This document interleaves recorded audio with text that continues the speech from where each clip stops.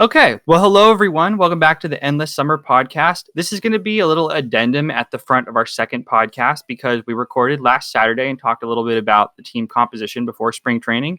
And obviously, over the weekend, some pretty big news dropped, and we felt it was appropriate to reconvene and to kind of talk a little bit about Kevin Mather video, quite frankly. So I'm going to let Alex kick us off. Hey, thanks for tuning back in or tuning in this week or whatever the hell is actually happening. Over the weekend, Kevin Mather decided to show his whole ass to the entirety of Seattle, the world, baseball in general. He said some pretty outlandish, racist, and xenophobic things towards Hisashi Iwakuma, J-Rod. He made some very terrible quips regarding Jared Kelnick's playing time. He refuses to pronounce his last name correctly. I may be butchering it, and I will go and vet that again. Again, this is a really quick off the beat conversation, but all in all, it was a pretty bad day for Mariners, and somehow, even in the offseason, we found a way to lose. Yeah, and we're just being a little off the cuff right now because we wanted to kind of give an honest reaction to it, and I'm glad we waited until now because we got to hear Jerry Dipoto talk this morning. At least I did. He was on 710. He gave a statement, and he said all the right things, and he sounded he sounded audibly very sad and pretty hurt by it, and I'm sure he is. And I'm not going to pretend that I have any information or that I know specifically how deep of a problem this is systemically in terms of, frankly, Kevin Mather hired Jerry Dipoto and is in charge of a lot of this. And I'm not going to pretend to know how deep some of the tendrils of this go. I do know that the team's front-facing opinion and perspective culturally is generally far more sensitive than this, obviously.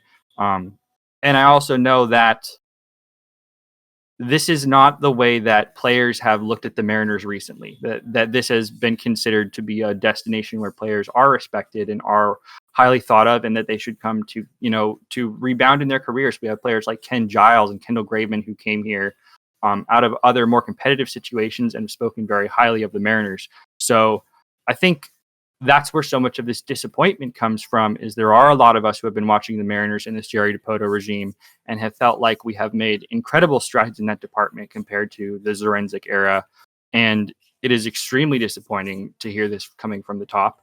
It is extremely concerning to feel like it's been there all along. And it's difficult to reconcile, frankly, with the just general positive direction the team has been taking lately. Would you agree with all that, Alex? I completely agree. And I think that in my eyes is the biggest issue that we have is this is so antithetical to what the Mariners have put out as who they are, that it definitely is alarming. And I think there's other aspects to this that really hit home. I think I saw a number of reports basically saying that, like, Mather basically said the quiet part out loud, that a majority of ownership and executive level in Major League feels very similarly. I wouldn't be surprised. It's not uncommon to see that sports ownership is seen as a business expense, a line item on someone's taxes, which is really disappointing because there's so much history and culture, and for a lot of teams, it's a backbone of their city, right? Seattle's one of the younger franchises, obviously, but like you look at, the Chicago Cubs, they've been a staple of Chicago for so long. You look at the Boston Red Sox and New York Yankees, right? They're so ingrained in that part of in their cities, but it would not be surprising to hear these similar remarks come from their executive team as well, simply because it just seems like that's unsurprisingly how a lot of executives most likely feel. And until proven otherwise, I won't really believe it. I do understand, and I do believe that Scott Service and Jerry Dipoto do feel rather hurt, but they come from more the baseball side. They're both former players. They both understand what it is to be a player. I think what Jerry and Scott both played in the time where you had Ichiro, you had these predominantly foreign players coming through, high profile ones at that required translators. So these are things that are completely unsurprising. And anyone who thinks that that's a bad idea is just, I don't know. I'm just so at a loss for words still as to how to articulate my frustration with this, because there's so much I love about this current Mariners, but I've always had issues with their ownership, because it just seems so, well, you're a tax break for me, essentially. And that's a frustration. Agreed. And also, I think, like you said, it's understood from fans and players in the industry that this is how people feel. This is how owners feel. Like we really know that. That wasn't a secret. What you're not allowed to do is say those things out loud on the country club call while you're being recorded in Zoom. Like you just can't. And it was so, I'm not referring to the bigotry or the xenophobia or any of that kind of stuff. I'm talking about the trade secrets, frankly, saying stuff like Evan White fell on the sword. That just the phrasing of it is so wildly inappropriate. It gave me great pause to hear that. Right. And I guess I come from it from the perspective of like, that's sports to an extent, right? You hope players will do that, will take a cut to take some sort of hometown discount, right? Like, I understand that. I don't like the playing time thing in general, but outside of the playing time thing, like a lot of people are feel bad for J-Rod but from my understanding and from what I read, his winter ball wasn't that great. So I can understand why they would say, hey, we're going to leave him down in the minors a couple more years to develop him more. The problem is that he directly related playing time and those specific aspects to manipulate players' service time so they don't have to pay them as much, and so that they can keep them as an unrestricted free agent for longer and stuff like that. And that's just obscene. And like, it's the scumminess of that mixed with the overtly xenophobic and racist undertones, and not necessarily at this point undertones, just blatant statements. Like, it all around was a bad situation. I'm happy the Mariners moved swiftly, but the problem is that it's just like, cool. At this point, it's like you cut off the top of the weed and you didn't pull the roots out. We know that the roots are still there. What are you going to do what are you putting down to make sure that this doesn't happen again is really the question. Agreed. And I think who they hire, I talked about this a little bit yesterday with the community, both on Twitter and in LL, but I was wondering and kind of talking aloud, who they hire, I think is going to speak volumes to how they see this problem and how they see fixing it. And there was some understandable disagreement over kind of the direction they should take that. I would really like to see them go a little bit outside the box with it, because I think that given what happened, it speaks to a cultural and a diversity problem, and that requires a cultural and a diversity solution. I don't want to be specific in what I think that looks like, but I have a pretty clear idea that it's not someone who looks like Kevin Mathers in a lot of ways. And I think that if I had to put a summation on this, because I don't want to go on for too long, I think that the unwritten rule in sports is you don't damage the team. You put the team first. And we did this earlier in the year with Russell Wilson and the Seahawks. What he said made the team look bad. And the first rule is team first. Team first, team first, team first. And Kevin Mather didn't put the team first. And we can spin what he said a lot of ways, and it deserves to be spun a lot of ways, and other people are going to spin it a lot of ways. But it was incredibly damaging to the team. I would say it was catastrophic, as a matter of fact. And just watching the level of anger and discord and frustration bubble up on the internet and around this was disproportionate to anything else I've ever seen the Mariners go through. It's much bigger than Lorena Martin. Frankly, it feels bigger to me than the sexual harassment allegations.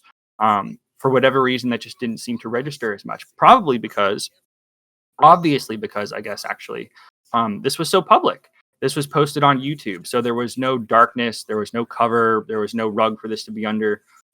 This was out in the open for the whole world to see, and frankly, they did within 24 hours. I can't recall anything so catastrophic to the team's identity ever occurring before, and I'm just sad about it. I'm sad about it.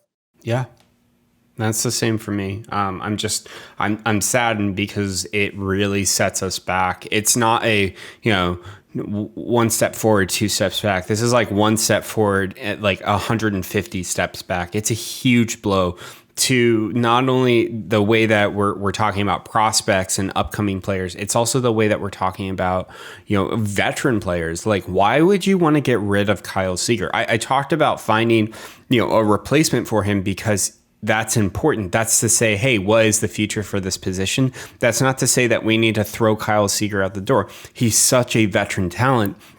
He's such a compassionate individual too, is what you want in your team too, right? You want someone who cares about the team, cares about the players, cares about the city he plays for. And Kyle definitely says, has that. And like Julie on Twitter was like, so we should sell our house. And I was like, fuck.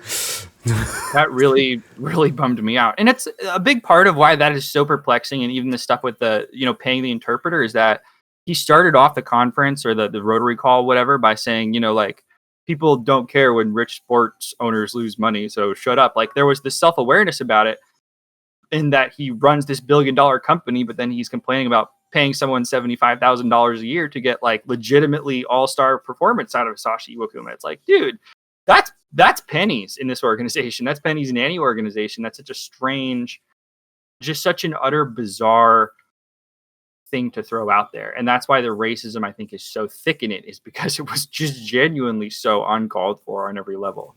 Yeah. I'm appalled, and I don't expect a lot in the future. I'm definitely reserved in what to expect from what the Mariners do next. I assume it'll be some white guy suit. I hope it's not. I hope it's someone, right, as you said, from a more diversity perspective, because I think that that's important, especially with a sport that is so heavily diverse, right? Like, it's not so white centric as well it used to be, and it's one of the more diverse sports. And so with that, you would hope that someone leading that business would have that perspective. And obviously Kevin Mather wasn't. I forgot about to your point, I forgot about the whole sexual harassment allegations and scandal and that, and to promote, right, this is where it says like there's a rot within the organization. How far it goes, where it hits, definitely is a question, because to have such a broad scandal like Mather had, and then to get promoted from director of finance or whatever, the CFO or whatever the hell they call him, to the CEO is like, oh, well, that's depressing. So, I mean, I don't know. From my perspective, I think we just hopefully close the book here, move forward, but it's going to take time, and trust is definitely not given, it's earned, and there's a lot of trust to be re-earned. I agree. And I was very disappointed yesterday to hear John Stanton say that he doesn't feel the trust has been eroded, that he kind of thinks that this has been remedied by Kevin Mathers resigning to some degree. And the community frankly disagrees with him on that that's not enough. And I don't know what they do to fix that. I don't know what his intention is to fix that, but I do know that it isn't enough. And I'm not going to not like the Mariners because it's not Kyle Lewis's or Jared Kelenich's or Julio Rodriguez's fault that Kevin Mathers said some really horrible things.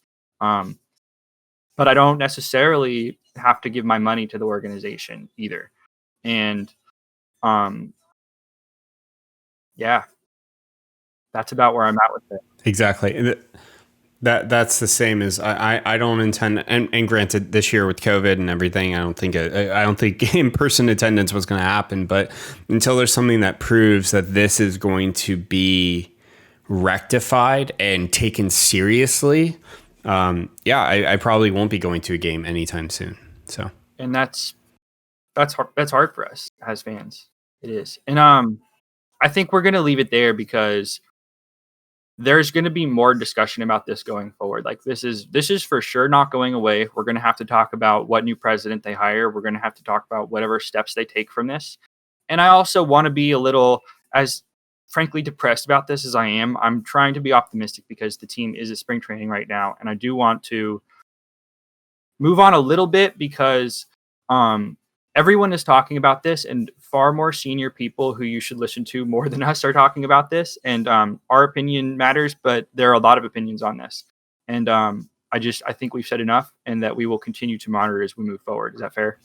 That is the approach that I would hope that we take. So, again, thank you for listening. Now back to your regularly scheduled Endless Summer content. Hello world. Live from Seattle, Washington, we are Endless Summer. Diving into the news, moves and stories shaping your Seattle sports scene. You've made it to the end of the internet, where the summer never ends. And now, your hosts. Evan James Audio. Alex to the Andrew. We are Endless Summer.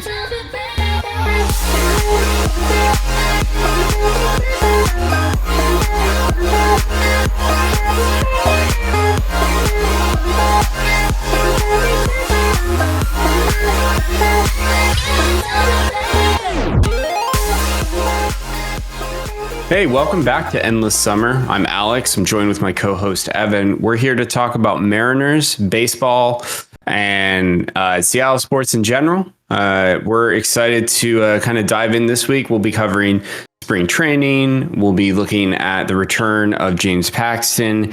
The really great news, depending on how you look at it, the actual AAA season happening, which I think is really important for the development of players. And then, we'll see where the conversation takes us. But hey, welcome. We're excited to have you. Let's jump in. Evan, let's talk spring training. Let's talk the news of the week. I think the biggest thing probably is the signings of James Paxton and Ken Giles. James Paxton being the bigger one, Ken Giles being a less risky pickup, in my opinion. So Ken Giles is pretty cool. Obviously, he's a Tommy John guy, and that fits with the Mariners because it seems like Jerry is really confident in this team's ability, both the training staff and the medical personnel, to get guys who had Tommy John back to where they used to be, if not better. So I think that makes tons of sense in terms of getting us a bullpen ready for next year. Paxton is just awfully cool because he likes us. He seems to really like Seattle. He seems to like the fan base. He seems to like the Maple Grove. He seems to be comfortable here in a way that it never seemed like he fully got in New York. And he's the rarest of breeds, which is that he seems like a true Mariner in so many ways. And we're just really thrilled to have him back. I'm excited to have him back. He was obviously my favorite player for a couple of years there during the dark ages, so to speak. But I'm really happy to have him back. I don't think in any way we fleeced the Yankees in that trade or any of the other kind of crazy takes I've seen because he pitched pretty well in New York. He raises this team's ceiling in a way that I don't know if any other player on the market other than maybe a kid out of the NPB would have done. So I think that in terms of making us more competitive in the immediate sense, he was kind of the only move on the market that made any sense for the Mariners. But just financially speaking, we obviously didn't expect him to get signed. I was thinking personally earlier this offseason more like $15 million a year for 2 years. I was thinking $30 million over 2 years was kind of going to be his pillow deal, and he signed for a year and 8.5, which is pennies to me. How do you feel about how much he signed for? Because I feel like that was a real low amount. I think it was lower, but I'm actually going back and I'm looking. He only pitched one full season in New York, and he only hit 150 innings. I'm not surprised it was that low. I think he's still somewhat of a risk. I think his injuries definitely play a part in that. Dude is kind of made of glass. Stick him in bubble wrap and keep him safe. But when he's on, he's lights out. I'm looking at his Ks per nine have just steadily been climbing up. Batted ball over, or base on balls over 9 innings. That's been that's also been rising, but you kind of get that with a strikeout pitcher, right? If you're going for power and for speed on your pitches, there's going to be errant ones. His home runs have been steadily climbing. Hopefully he can bring that down. That's the big concern is he are his off speed pitches just hanging right in the center of the plate, right? That's the concern. And the question is also going to be, is his velocity still there? He was injured most of last season. At the same time, I can't take last season into too much. I can't really take it and say, yeah, this is what it's going to be, because he had a 6.64 ERA, but he only pitched 20 innings. So Overall, he usually sits around the 3 to 4 ERA, which is decent enough for a starter. They're always going to have a relatively higher ERA because they go for longer. I think he's a great pickup. I'm happy he's back because I agree with what you're saying. He is a Mariner. He's very much a part of this organization and definitely has a legacy here. So Kaká, welcome back.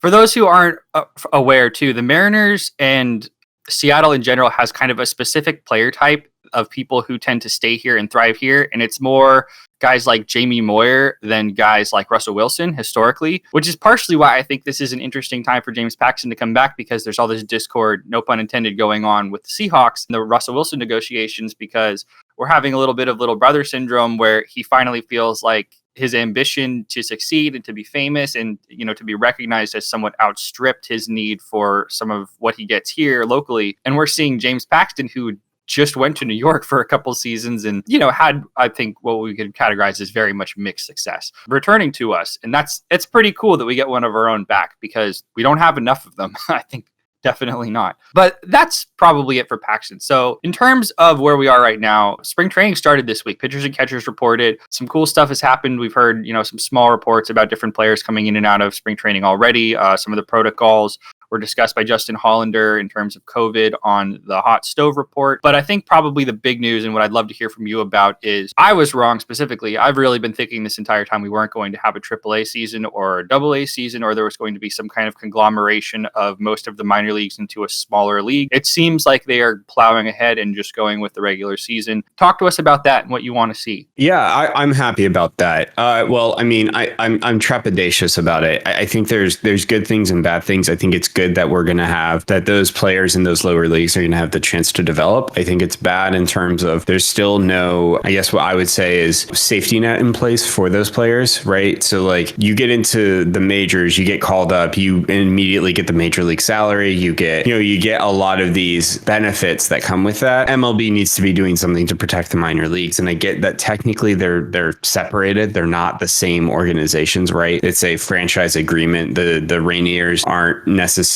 a truly subset of the Mariners, although there's the handshake in place. Mm-hmm. I think that there needs to be a lot more being done to protect those players, to provide them a security net. But outside of that and the politics of that, which I will just continue to say, like Rob Manfred, you got to do your job as baseball commissioner. You got to protect the players. You got to protect those who are, especially those who don't have the ability to really be protected by the like safety net of the league minimum salary. I'm excited because it gives every team's prospects a chance to continue to push forward, and it's important because it also helps that when you do get, you know, people coming back from COVID, unfortunately, that will be something that happens. It gives them a place to come back and kind of ease back into things without being thrown right into the deep end. Because COVID, and one of the things that it does is it decimates a lot of people's respiratory systems, and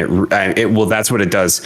But even some of the lingering effects are continued issues with respiratory systems. So the issue there is, you know, baseball isn't necessarily a run heavy sport, right? You do have to run the bases, but for the most part, it's kind of not sedentary. That's a bad word. That's not the right word, but it's not as active of, say, like football or soccer, where there's consistent movement. I'd say football is like kind of the split between it, but you know, those points where you're trying to run the bases or sprint for a ball or something like that, in my opinion, is actually going to be one of the harder things to do, because it's a sudden burst of needing air and that dispersion through the body of O2. And so, you know, you look at that and you would just wonder, like, what's this going to look like when someone gets it? And hopefully we never get to that, but I think we will. You know, all in all, I'm excited that we're going to have a chance for everyone's prospects to continue to advance, because I think losing a whole nother minor league season would have set the entirety of the majors back a year or two, if not more. So I agree. And I think that your concerns about COVID and particularly how the minor leagues are going to deal with it are extremely founded. For those who might not know, the major leagues has a lot of money to spend on itself, frankly, and has all the time in the world and all the money and all the resources and, frankly, the political capital to make the maneuverings necessary to I don't know if safe is the right word, but at least compliant with whatever government regulations are in place for them to play baseball. We're out here in Seattle and there are still no public gatherings, no events still going on in Seattle. So there are very specific ways in which the Mariners have been allowed to operate both last year and that will continue into this year. And we had real questions as to whether or not any of that was going to be allowed in Tacoma. Tacoma is a separate entity entirely. It's a different city.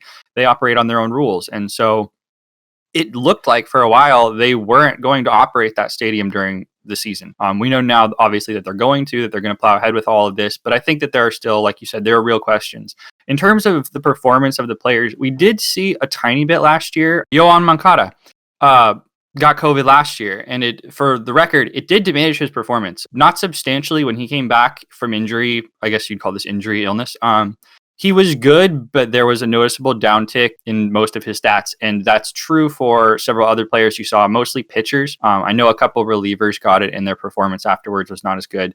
So like you said, it does affect the cardiovascular system. It affects any of those cardio related kind of activities. It's not as detrimental to baseball players, like you said, as football players, but we do see some reduction in results. As far as the Mariners, they apparently didn't have a case last year, is my understanding. I know that they had guys test positive. I think Dylan Moore tested positive, and maybe one of the outfielders did as well earlier in spring training, but they didn't actually have it. I could be wrong about this, but my understanding is that there were false positives on the Mariners and that they didn't actually have any kind of community spread. So it appears that they're going ahead with this and that for the most part, at least the guys on the major league team are going to be safe. The minor leagues, obviously, is an entirely separate question. It's great that the Mariners get to play a minor league season this year again, because we didn't get anything last year. So much of the enthusiasm this offseason has been based around the prospects, been based around prospect rankings around the future. And none of that metabolizes if we don't have a season for some of these guys to get reps. So obviously, I think you and I are both pretty excited to see Kelenic, to see Gilbert. What this does do in the immediate sense is we had predicted last week that Gilbert in particular could make the team, and it looked like maybe another prospect was going to get on somewhere out of spring training. It looks like that is not going to happen now because they do have a place to send these guys, which is pretty good. But you and I were going to talk today a little bit about the roster construction, both of spring training and maybe coming out. So who are you kind of looking for maybe as a dark horse, given now that we know for sure Kelenic and Gilbert are not going to be on this team? Well, I think that Kelenic, I think is how you pronounce it wrong. We are probably butchering that name. I think you'll see Kelenic in spring training just simply to get familiar with the team. I wouldn't be surprised to see him and Gilbert get an invite to spring training just to get more reps. But I'm not entirely sure. I don't know. And that's the hard thing is like, what does this team look like right now? Especially because we're still in the midst of that rebuild. I don't know if I have a dark horse in terms of who do I want to see like come through the ranks, but I do want to see more from Dylan Moore and Jake Fraley this year. Specifically Dylan Moore, I want to see if he might... How old is Kyle Seager? Kyle Seager is 33 this year. Yeah, that's my thing is like, and I wonder if Dylan Moore can pick up some slack. Dude can hit decently. He's not got Kyle's power, but he's got more consistency, I think, in him than Kyle does, right? Kyle notoriously is just like slow start during April. May, he starts to heats up all the way through August. And then like September comes around and it's like fucking Samson getting his hair cut off. He just was like falls off a cliff. And so for me, I want to see someone come in. I also want to see us shore up some sort of third base replacement because while 33 is still not that old in baseball terms, that is the hot corner. So like I'm 32. My reaction times are not what they were when I was 23. So that's kind of something I want to see like improve or not necessarily improve. See us like start to take moves there. I think it's a hard position to find as someone who's going to excel there. I'd really like us to start the process behind maybe seeing if we can stick Dylan Moore there more often than not. Dylan Moore has pretty decent defense. I was actually shocked. I looked up his defense a couple weeks ago, and his defense is plus at shortstop, which is not a thing I would have ever imagined having seen him play. He looks good. Like, don't get me wrong. He doesn't look like a bad defender on the field, but he didn't strike me as plus, if not plus, and he quite frankly is. So I like the idea of him playing anywhere in the infield. He's actually plus in left field as well. He has plus defensive value as a left fielder somehow. I think most people only know him for catching the Felix catch, so to speak. But yeah, he's a great defender. The bats really come around. I think there are questions about the power seems to be real, but is he going to hit above 240? Because he batted something more akin to like a 270 average last year in a small sample size. So the question is, can he repeat that? For third base, I'm glad you brought this up because they're going to do something I'm not going to like, which is they're going to play Ty France there. I watched Ty France a little bit last year when we traded for him, and people were talking about the 399 average in AAA. That got me very excited. I was curious about the defense, and at a glance, he looks like a guy who's a good candidate to play second base, to play third base, but he is very slow, which is not good for an infielder. I think that would pass at first base, which is kind of the position that's been discussed a little bit is he going to back up Evan White, but they're looking at playing him mostly at second base and at third base and as DH. And I think long-term, he's a DH. I don't think that he has the defensive chops to stay on the diamond. I think that he's too slow, but as far as taking over for Kyle Seager, he's first in line ahead of Austin Shenton and whoever else might come up through the minor league. We are going to get to see somebody at least try to man third base this year. I think the great question hanging over that is just how good is Perry Hill? Because Perry Hill has not gotten his hands on some of these players yet, particularly Ty France. And I think the Mariners want to see if given some glove work, given some footwork, with the best coach in the business, if they can turn Ty France into a legitimate third baseman. So that would be kind of the answer to your question, I think. Yeah. How do you feel about Ty France at third? I could see it. I'm not necessarily worried about his speed. I'm worried about his ability to read the game because I never thought Kyle Seager swiggity around those bases really quick. I mean, dude wasn't the quickest, but he just knew how to read the game. He knew how to put himself in a position where 90% of those ground balls would come to him in a conceivable right. He could move his mitt into any area and he would find the ball. It was his reaction time, not necessarily his speed, and those two things are not necessarily correlated. So my hope is that maybe with Perry's assistance, Ty Frank, right? I'm saying France. that. Ty France. I get it confused with Luke French a lot because you have like Luke French and Ty France, and you have Luke France and Ty French. I'm gonna get this fucked up a lot. But realistically, I think that all makes sense. I still think Dylan Moore is a better choice than anyone. I think you work him in. I think you see if he can fit. But realistically, I mean, I guess that I see your point. Like Dylan Moore would be a better person to shove into left field at this current point because of his plus defending there. And yeah, who knows? Perry could really like up that and get these younger players and these trade these hot stoves options that Jerry's gone through. Maybe he can get them into such a way that they're usable in the places that we want them. And then Dylan Moore just continues to be a standout utility player, which every team needs. And I wish we understood that more. So what's interesting is that Jerry came out a couple days ago. He talked about the Paxton signing and they asked him about second base. And he said, Dylan Moore is going to play second base. Ty France might play some third base. But what was interesting to me was he openly said that he was outbid for both Tommy La Stella and for Colton Wong. So on some level, they were trying to push Dylan Moore off of a starting role into a utility role, which is where he kind of fits the best, and maybe give Ty France more DH opportunities and less third base. And I think that, had they put Colton Wong, who is a plus defensive second baseman on this team, instead in lieu of a starting spot for one of those two guys, would have been a much smarter way to go. Again, they were, I don't know if outbid is the correct term, but I get the sense actually that La Stella in particular didn't want to come here. There was some talk on Brian Divish's show that it came down to the final year of the contract that the Dipoto didn't want him to offer more than 2 years in particular, which does make some sense. I talked earlier on LL this year about how I think the Mariners are in a weird competitive position for some of these veteran guys to come in and take spots, because the Mariners have openly said that not just that it's a competition, which every baseball team says, but for the Mariners in particular, they don't expect to win early. They expect to win late, and they want to see progress, and they want to play young players. So if you're someone like Tommy La Stella or Colton Wong, and they're saying, we're going to start you in April, but come June, July, it's anybody's game. You have to play your way to the spot. And if you're not doing it, we're going to have one of these kids take over. I don't think they like that very much. And I want to say La Stella signed with Atlanta. I could be wrong about that. But no, it was San Francisco, excuse me. But it was a place where he is the backup, but he has a much more clearly defined role as far as there aren't kids taking his at bats. I think that was just a much more comfortable fit as far as, he wants to play, and the Mariners are the worst for that because, they agree with you, frankly. They agree with both of us. They would rather have Ty France play less in the infield. They would rather have Dylan Moore be more of a Ben Zobrist type and kind of be all over the place, making the plus defense all that much more valuable. It just doesn't seem like it's in the cards, which is unfortunate. And what we're hoping, I guess, is that the Mariners are good this year or next year and can change some of those hearts and minds so that we can plug some of those holes. Pivot a little bit here. What do you want to see from the Mariners coming out of spring training? Because they're going to have 75 players. They're going to give everyone a little look. They're going to give, Logan Gilbert 5 innings, something like that. They're going to give Kelenic some at bats. They're going to give Julio some time in the outfield.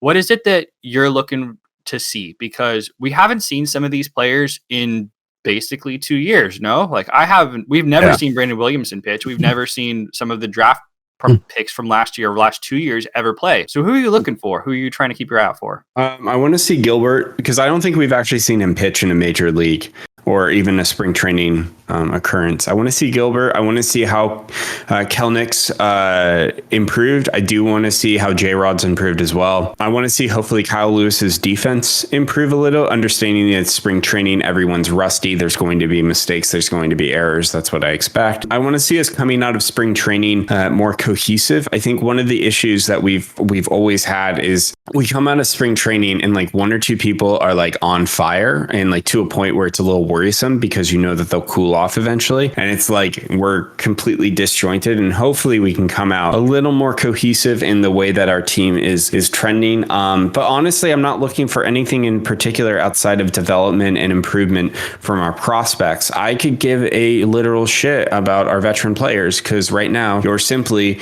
the stepping stone for the future. Good luck. Thank you for your service. And we like some of those guys. For the record, we do like some of those guys, but the future is definitely now. Future is now, old man. You brought up a guy earlier that I want to talk about a little bit, which is Jake Fraley. Tell me what you're looking for from Jake Fraley.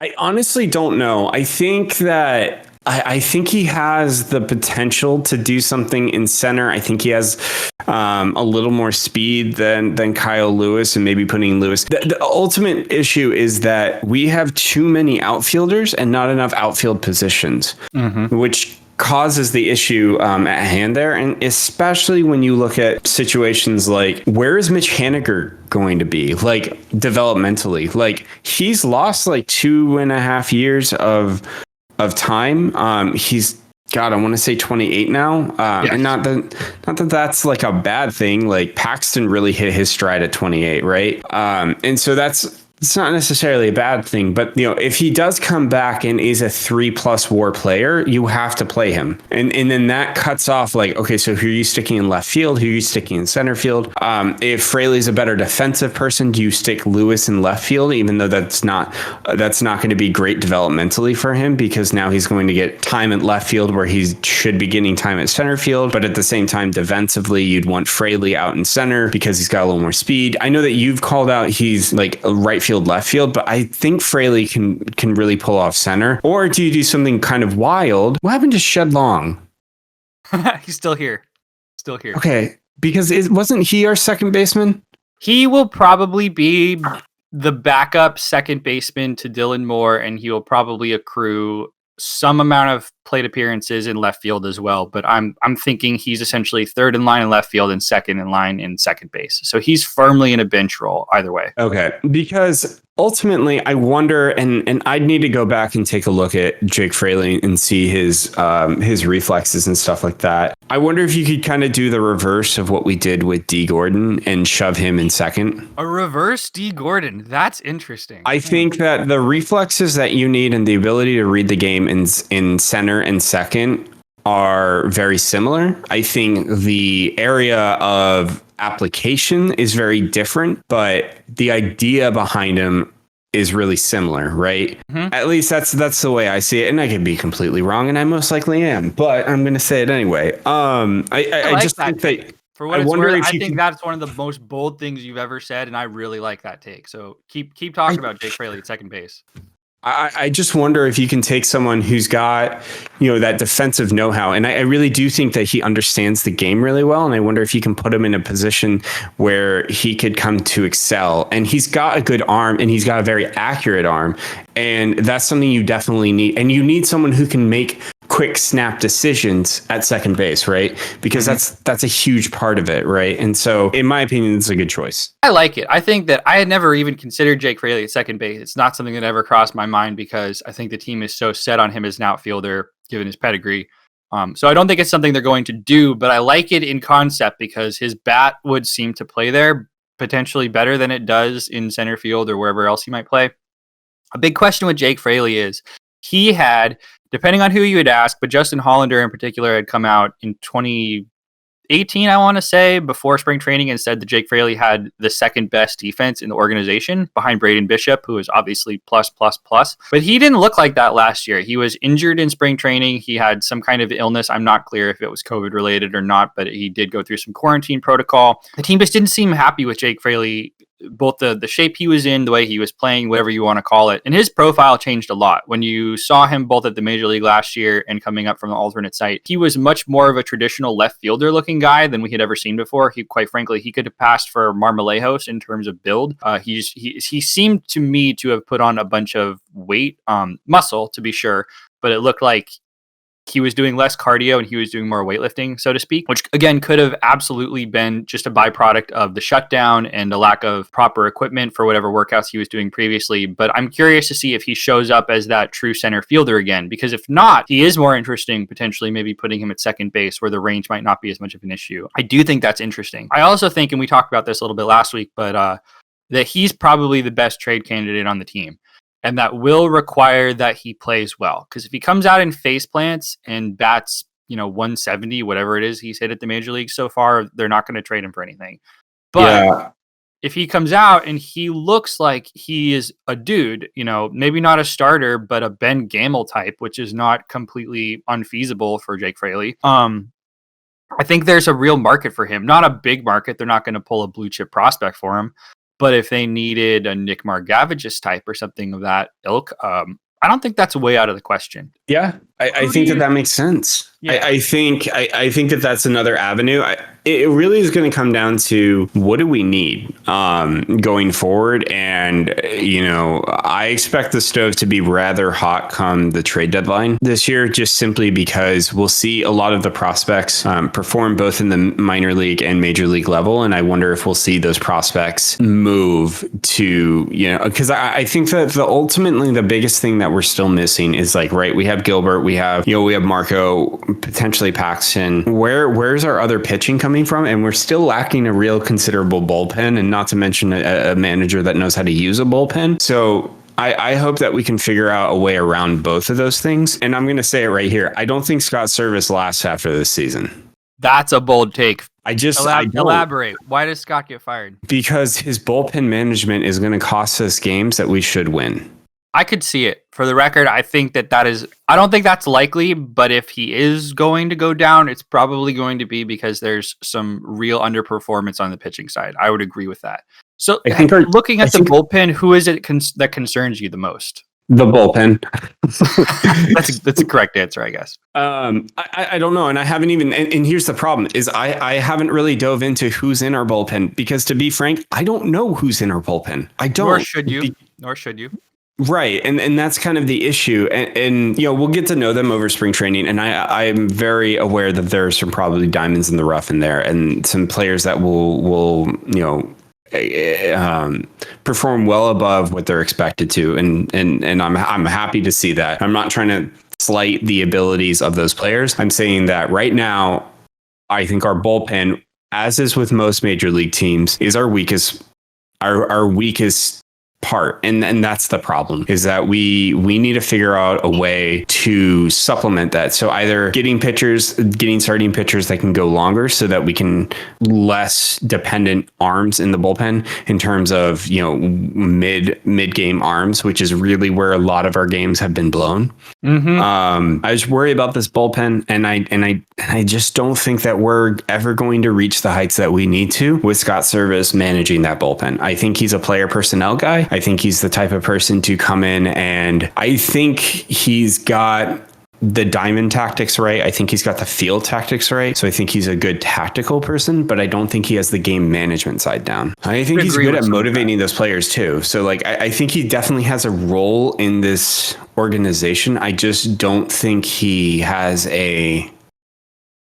I don't think he has the right managerial chops. And the problem is I don't know who the hell does, because that's part of the problem of baseball right now is we've seen a lot of managers, go down who you think would be pretty decent. And then, it's going to be interesting. For those unaware, Alex is expressing some concern about the bullpen based on two primary reasons. One is historical, which is that Jerry Dipoto has had this team for 6 years now, and the bullpen has been horrible for 5 of those years. And the 1 year that it wasn't, in hindsight, looks very, very fluky. It looks like there was a lot of BABIP going on. It looks like none of that appears sustainable, so to speak, in hindsight. And the other years, it has felt like the Mariners' bullpen composition has been, I don't know if sub-major league is the correct term for it, but not adequate. And particularly when it comes, and the second thing that Alex is referring to is that Scott Servais has a pretty particular way he organizes and calls in guys from the bullpen. And the Mariners seem to be really tied to this. Starters go as long as they can, and then we throw out guys for as short as possible kind of mentality. Now we have the new rules in where they have to throw to 3 pitchers, which I think for a lot of teams is probably pretty detrimental. I think it has helped Scott Servais' bullpen management because he doesn't have quite as quick a hook as he once did. But the Mariners are kind of notorious in 2019, 2018 for, throwing a guy out there for one batter and going through 5 pitchers an inning to get 3 outs kind of a deal. I don't think it has served them well. I think that they could really benefit from having a proper long man. And maybe Misevich or LJ Newsome could kind of fit that role. But again, we'd be asking Scott Servais to do a style of bullpen management that he doesn't seem inclined to. Would you agree with that? Yeah, I do. I absolutely loathe the 3 batter bullshit, because I am the type of person this person will like strike him out consistently, but will get hit by every other fucking pitcher, or every other hitter, right? So I like those kind of things, and I like that kind of tomfuckery. But I do wonder, and because I was like, wait, did he play for us last year? He did. Carl Edwards Jr. Is he still with us? No, Carl Edwards Jr. came out last year, looked pretty good in about 2 innings, and then never pitched again. Oh, yeah, I see that now. My bad. I was reading fucking God damn it. I was like, maybe there's some promise there. And there's not. There's no promise. Everything is bad. Burn the whole thing down. He reminds me a little bit of the Mariners signed a guy traded for a guy this offseason from Texas, Rafael Montero, who used to be a closer. And he's kind of a similar profile, which is that he has elite performance, but Tommy John surgery and kind of just hasn't been on the field much for the last 3 years. So we kind of do still have a Carl Edwards Jr. He's just a different archetype of that same player. Okay. It'll be interesting to see what that looks like. I just think that our bullpen is our weakest link. And it's every team's weakest link. It's just how many links are broken and which ones can you fix is really the issue.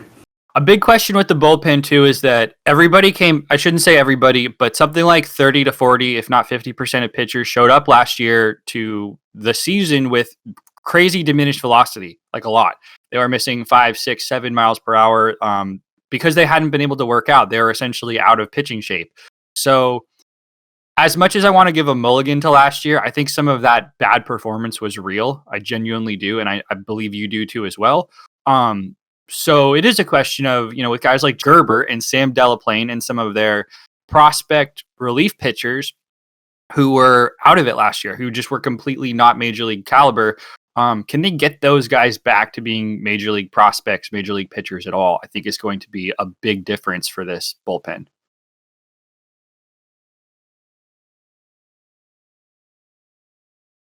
Good for Carl.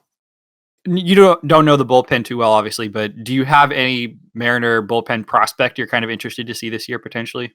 For reference, Mariner's best reliever right now is probably Anthony Misiewicz. Quite a name to pronounce. Took me a long time last year. Lots of practice. Miz Shevitz. He's a lefty. He like a 3.5 ERA last year, something like that. I don't know if you're looking at it. Oh, I see it. Yeah, that's not how I would have pronounced that. What the fuck? It's one of those classic bullpen last names. Yeah, this is a very Polish last name. Okay, so say what you were going to say again. Oh, I was just spitballing for time while you were looking that up. But tell me if you're looking at any of these bullpen guys, and it can be a guy in the major league roster, it can be one of the prospects coming up who you're interested to see, who you think might be kind of a little underrated in that pen. Okay, so I see your Montero thing here. He's rated at a WAR of 1. Again, like, this is the thing, is like I completely agree, and it's really hard to rate our bullpen from last year because you're 100% correct. All of these players came in with some sort of diminished capacity because of the start-stop nature. So everyone came in for spring training and was playing, and then they were like, yo, shut this shit down. And the shit then shut down. And then they came back in and did a kind of pseudo spring training where they played themselves. You did get these players like pitching, but and hitting and getting better. But I completely agree. I think ultimately you do kind of have to wash last year away, good and the bad, because the pitchers that did well may have been going up against batters that weren't doing so well. But I just wonder what that looks like. One thing that's surprising to me is that you say Kikuchi has a WAR of 2, and I would have thought that considerably lower, considering every time I watched him, it looked like he was just getting blown out of the fucking water with grenades. The thing about Yusei is that the advanced stats really like his stuff. He throws hard. He throws with crazy spin rates. He uses a foreign substance for spin rate, which is its own separate discussion about why potentially he might be putting up some of those superfluous numbers and still getting hit. That's a real discussion that people kind of don't want to have, but does exist and is real. So there's that. But yeah, the below surface stats, not just the velocity, but the spin rates, and some of the whiff rates and the chase stuff, for Kikuchi is really good. So the advanced stats tend to like him. When we actually watch him pitch, I see a guy who gets squeezed around the edges of the strike zone a lot. I don't know if that's because umpires are just a little tough on him. I don't know if it's because he's throwing to Mariners catchers who are not doing him any favors, but he's kind of like the pitching version of Dan Vogelbach. I don't know how much you watch Dan Vogelbach hit, but I would watch Dan Vogelbach take clear strikes, and just be like, well, kind of what are you doing? And his approach was really good. He actually probably had a better batting eye than the umpire in some cases, but he was just getting screwed because he wasn't swinging in and out of pitches. And I think Kikuchi is throwing strikes and getting them called balls, even though they're real close. And I don't know what the fix is for that. We kind of saw this happen with Felix, which is where if you lose a little bit of that command sharpness and suddenly, you go from throwing 70% strikes to like 65, 60, you start walking twice as many players. And Kikuchi has a walk problem and he has a hits problem. And I think both of those stem from getting squeezed a little bit and having imperfect command, even though he does have that truly elite stuff. Would you concur with that? Yeah, and that's the thing that's so perplexing to me, because I see him throw and I'm like, oh, that's nasty. And then I go back and like I watch him like in inning 1 and inning 2, and I'm like, man, this is going to be a good game. And I look back and it's inning 4 and we've given up 6 runs, and I'm like, what the fuck happened? It's why I wonder if Kikuchi is a bullpen arm. Could be. That's an over interesting a starter. Thought. Like a long relief arm to come in for, a starter that's not able to go past 5 or something like that, and where you can put him 5, 6, 7, 8 even, and get to that closer when the order has already gone through a couple times and they're starting to get tired too. So I wonder if that's kind of where you put him, because I agree, he has elite stuff. He can go for a long time. I think you do that, you move him to the bullpen, you've got him going in a much better, I guess, in my opinion, kind of like you get him to go longer. He could go potentially every day in a long release situation. But at the same time, you don't need a long release. So does his stuff wear down because he's not getting pitching every day? It's a catch-22. And even if you put him in long relief, is Scott just going to throw him out there in short relief because it's the only thing Scott seems to know how to do with the bullpen? Yeah, that too. I just don't know what we do right now. And I also think that like I said, if we do get someone or Scott finally learns how to manage a bullpen, whereas the three batter rule right now is helping, it's going to hurt us in the long run. It's going to hurt every team, and Rob Manfred deserves to be yeeted into the sun for that. As well as the pitch clock and the mound visits and just ruining the fucking sport. Has he watched baseball? I often no. wonder when they suggest these things if he's ever actually watched a baseball game. I don't think he's ever seen a baseball game. I think he arrives to the end of the World Series 5 minutes before it ends, and he's like, the fuck am I doing here again? All right, I'm giving this piece of metal to a team because it doesn't fucking matter. That person is a piece of shit. Anywho, I digress. It's important to remember that Rob Manfred does not work for us. He works for the baseball ownership, and he makes that very clear. You said something really interesting about Kikuchi in the bullpen, and I don't think they're going to do it because I just think that there's too much invested in him financially to at least try him as a starter. But where you're right, and you make an interesting point, is that if you're looking at the starters on this team, Kikuchi is, you'd say that Marco and Paxton are both definitively better when healthy and when pitching, especially in Paxton's case. But you would say that Kikuchi probably has some type of claim to being the third best pitcher on the staff. But if he's not, if he was like, if he had a pretty bad year and he had a 5 ERA or it was closer to his first year with the team, I do think they bump him to the bullpen, frankly. I think he has the shortest leash of any of the pitchers. I think they have the least faith in him as far as longevity. And I think that a lot of the problems that they've had with him organizationally have been, I don't think cultural is the right word, but I think that he has not been as perfect of a between the ears fit for this team as they had imagined when they signed him. Would you agree with that? Yeah, it seems so. It seems likely. I also want to see, I definitely think, and I don't know who our pitching coaches this year. Do you? I know our hitting coach is Tim Laker. Let me look up the pitching coach. Keep talking. Yeah, because I think the between the ears thing comes from Pete Woodward. Pete Woodward. Okay.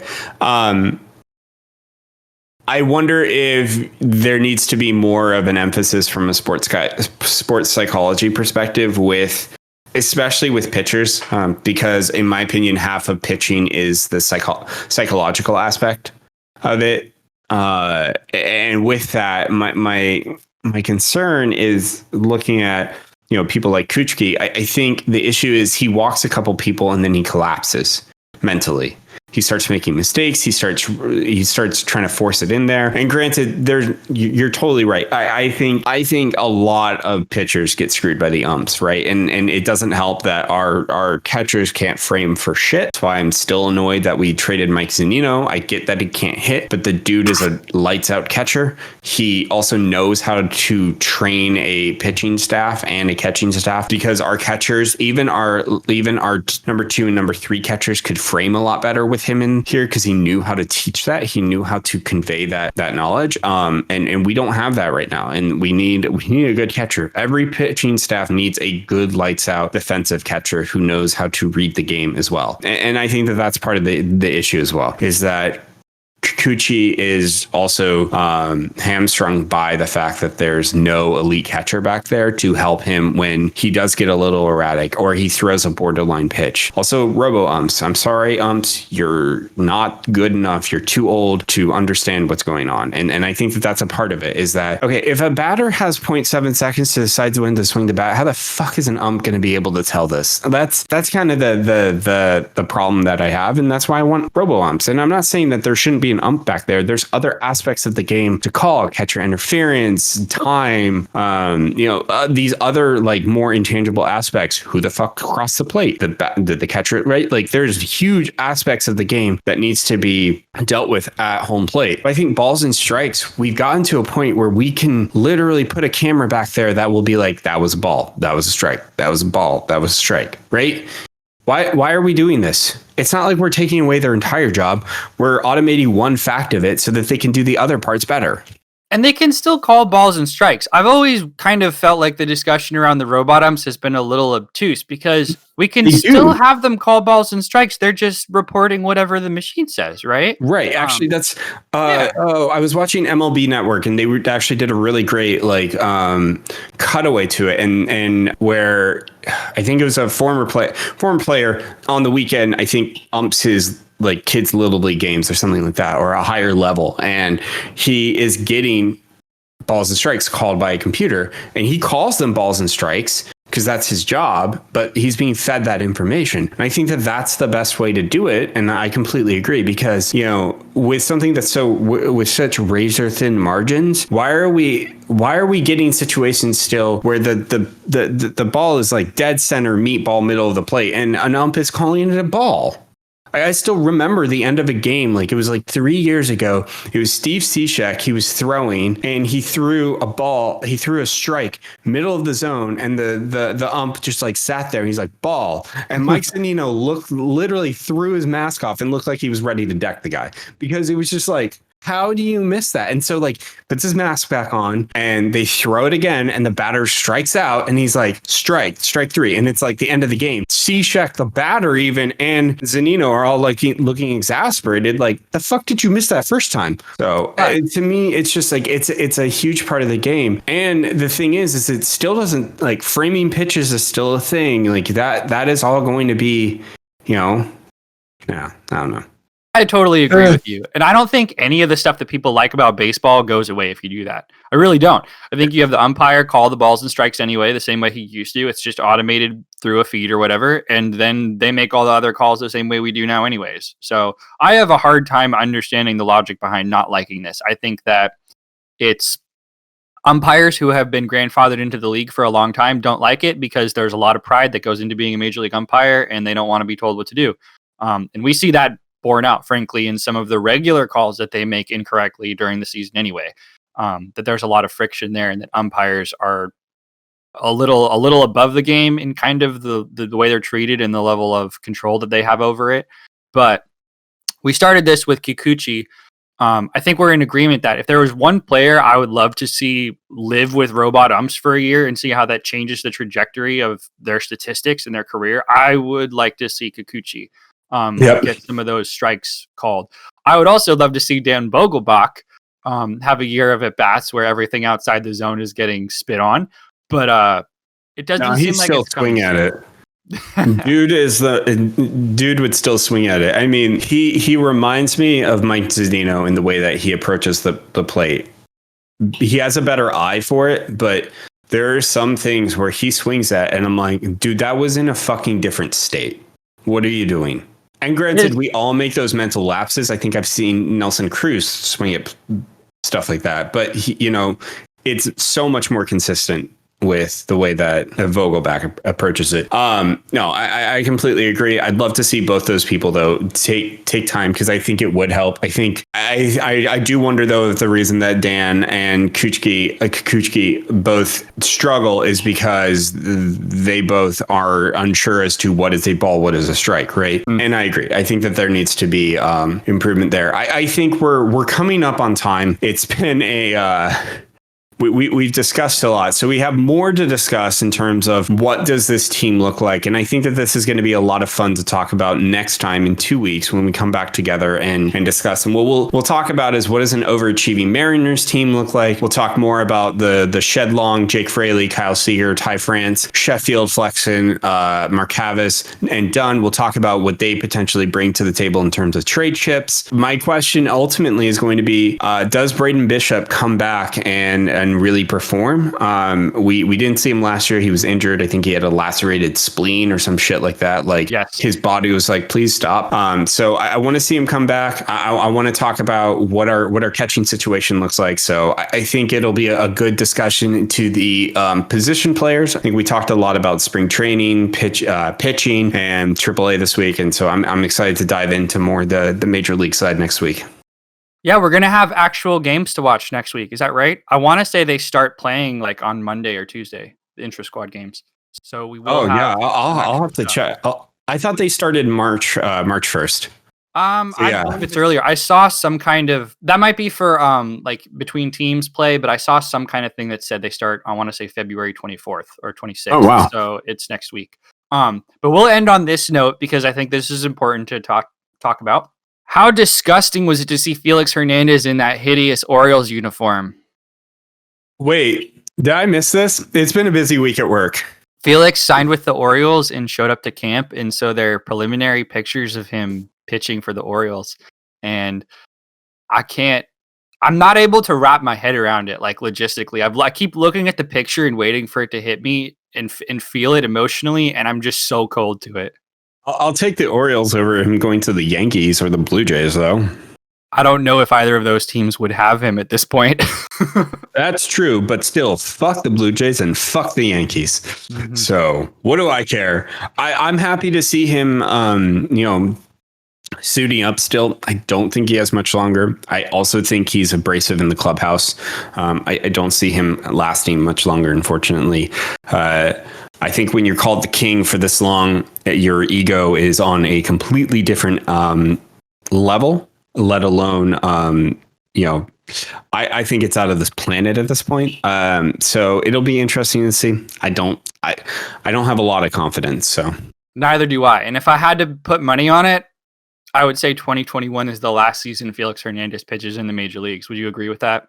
I think there's a high possibility, but we'll see.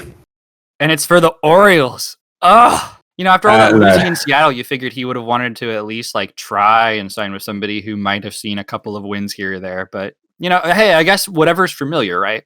Comforts. Yeah, right. Unfortunately, he won't be the person leaving a 1-0 scoreline at this point. If they can score a run for him. Yeah. So. All right. Well, we'll call it there for today, guys. We will call it there. Hey, thanks for joining us this week. You can catch me on Twitter at Alex to the Andrew. That's basically where I exist. And Evan, where can people find you? People can find me also on Twitter at Evan James Audio, mostly shit posting about the Mariners and video games. So all good stuff. Great. Awesome. Well, thank you for joining us. We'll see you in 2 weeks. Take care, everyone. Take care, everyone. Take care, everyone.